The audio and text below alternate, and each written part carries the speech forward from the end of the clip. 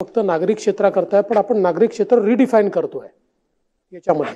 मी आता मूळ कायद्याची प्रत मागवली नाही, ते आरपी वगैरे तर ते ठीक आहे, त्याला प्रॉब्लेम नाही, तो सगळा मूळ आहे. पण ओरिजिनल जो कायदा आहे त्याचा कलम 2 जो आहे तो कलम 2 आपण अमेंड करत नाही आणि तो नॉन अर्बन एरियाला देखील लागू आहे.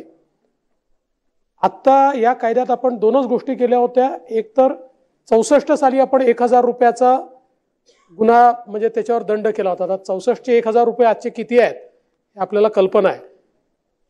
आणि दुसरं याच्यामध्ये अर्बन एरियाचा जो काही उल्लेख मूळ कायद्यात होता तर त्याच्यामध्ये महानगरपालिका होत्या, नगर परिषदा होत्या, पण आता जो काही नवनगरं आहेत आपण तयार केलेली त्याचा समावेश त्याच्यामध्ये नव्हता, तो समावेश याच्यामध्ये केला. तथापि मी मंत्री महोदयांची चर्चा केली आणि सन्माननीय सदस्यांनी जो मुद्दा मांडलेला आहे 1000 रुपयाचं थेट 50,000 रुपये करणं हे कदाचित टॅक्सिंग होऊ शकतं आणि म्हणून तुर्तच आपण आता हे जे विधेयक आहे हे विधेयक आपण सध्या स्थगित ठेवूया.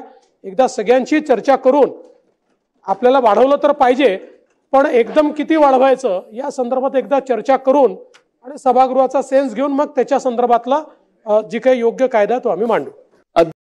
35,000 कोटी रुपयाच्या पुरवणी मागण्या मांडलेल्या आहेत, त्या लवकरच चर्चेनंतर मंजूर होतील.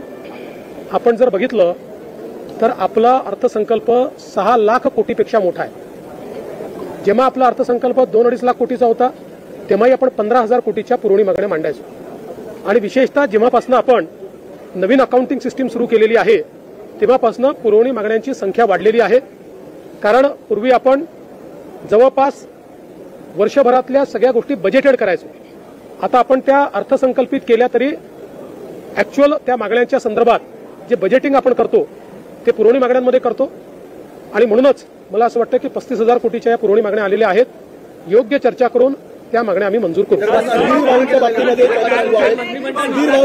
सुधीर भाऊ विधानसभेच्या कामकाजात सहभागी होणार अशी चर्चा सुरू आहे. तुमची काही चर्चा झाली आहे का सुधीर भाऊंसोबत? पहिल्यांदा तर ओबीसींबद्दल बोलायचा काँग्रेसला अधिकार नाही, कारण काँग्रेसच्या उभ्या जीवनामध्ये ओबीसींवर अन्याय करण्याच्या व्यतिरिक्त काँग्रेसने काही केलं नाही. महाराष्ट्रातलं ओबीसी मंत्रालय मी मुख्यमंत्री असताना स्थापन झालं. महाराष्ट्रामध्ये ओबीसी समाजाकरता 48 GR हे आमच्या सरकारने काढले.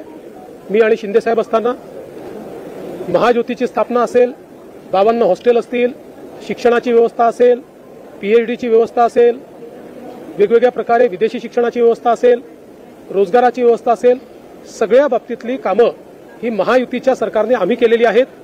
काँग्रेसला दाखवण्यासारखं एकही काम नाही.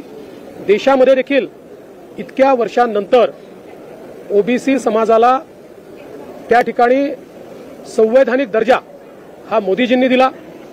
जवळजवळ 60-65 वर्षांनंतर मेडिकल ज्या ऍडमिशन आहेत त्याच्यामध्ये ओबीसींना आरक्षण हे मोदी साहेबांनी दिलं. आणि आजही आपण पाहू शकतो मोदी साहेबांचं मंत्रिमंडळ असेल किंवा आमचं मंत्रिमंडळ असेल, सर्वाधिक ओबीसी मंत्री आमच्या मंत्रिमंडळात पाहायला मिळतात.